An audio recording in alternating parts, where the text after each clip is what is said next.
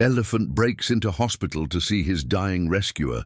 What happens next will break your heart. Chaos erupted as alarms screamed through Nairobi General Hospital. I sprinted toward the West Wing, heart racing, only to stop dead.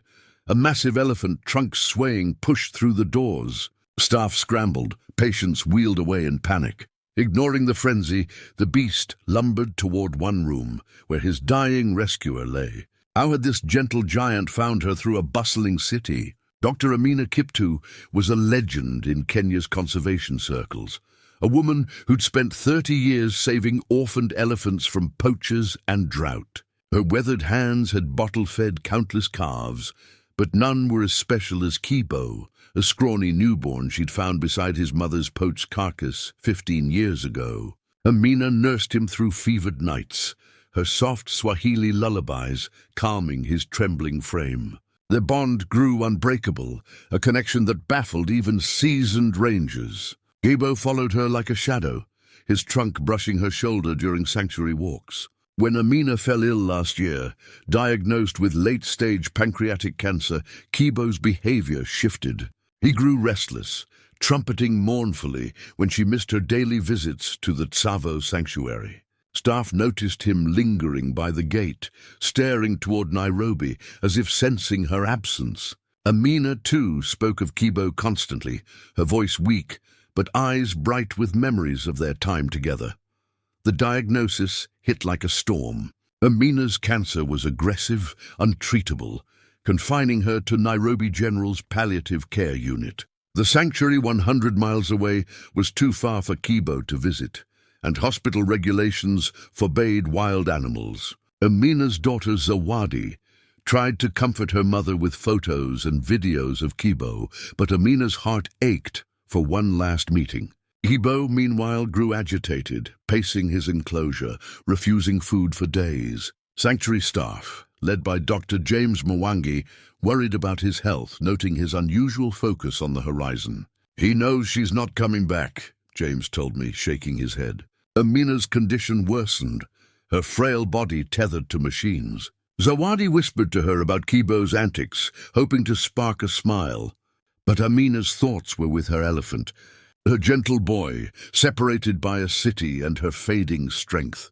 That morning, Nairobi buzzed with its usual chaos, matatus honking, street vendors shouting when Kibo appeared. Security footage later showed him navigating Tsavo's perimeter, exploiting a maintenance gate left ajar during a delivery. He moved with purpose, covering 100 miles of savanna and urban sprawl in 2 days. How he evaded detection until reaching the hospital baffled everyone. At Nairobi General, I, the head of security, watched in disbelief as Kibo's massive frame pushed through the service entrance, splintering the doors. Nurses screamed, patients were rushed to safety, and my radio crackled with panic.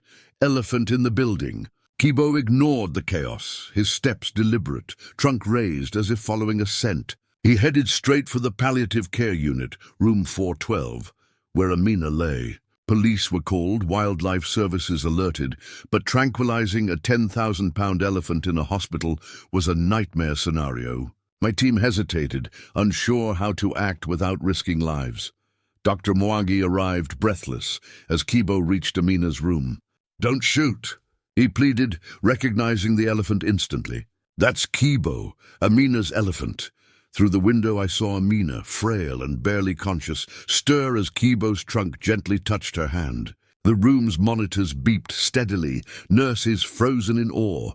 Kibo's eyes, wide and intelligent, locked onto Amina's face, and a low rumble escaped his throat, a sound of recognition, of love. Zawadi, standing nearby, sobbed quietly, whispering, "He found her."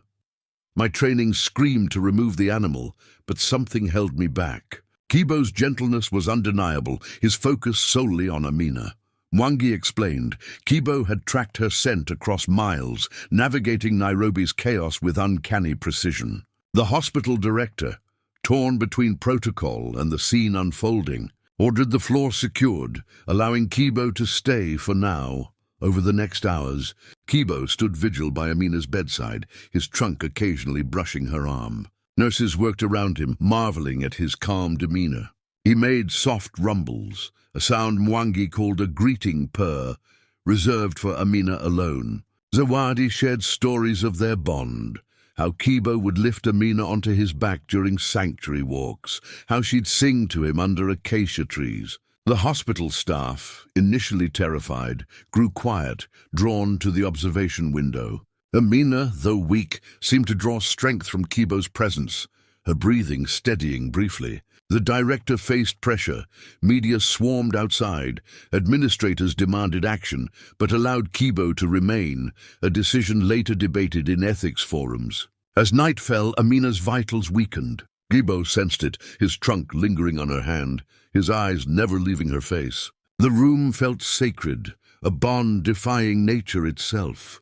At 3:17 a.m., Amina's heart stopped. The monitor's flatline pierced the silence, but Kibo didn't move. He stood, trunk resting on her still hand, emitting a low, mournful trumpet that echoed through the ward. Nurses wept.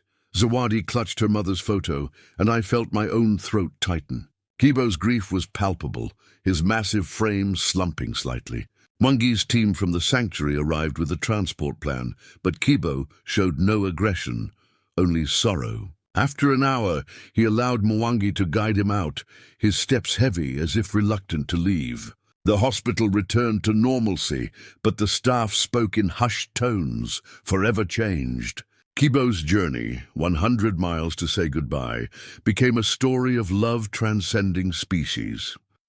Back at Tsavo, Kibo struggled. He refused food, lingering by the gate, staring toward Nairobi. Zawadi launched a fundraiser in Amina's name, using viral footage of Kibo's hospital journey to secure his care. Donations poured in, funding a new research wing to study elephant cognition. Kibo began carrying Amina's scarf, donated by Zawadi, placing it carefully in his enclosure. His grief softened over months, but he never forgot. A year later, I visited Tsavo. Kibo, older now, still carried the scarf, resting beside it daily. Mwangi shared new findings. Elephants' neural patterns mirrored human grief, proving bonds like Amina and Kibo's were profound. Their story reshaped conservation, showing animals feel as deeply as we do. Amina and Kibo's story is more than a tale of an elephant's impossible journey. It's a testament to love that defies boundaries, between species, between life and death. Kibo's 100-mile trek to find Amina challenges what we believe about animal hearts. As you watch this, think, what else have we underestimated about the creatures we share this world with? Their story lives on, urging us to see, to feel, to protect.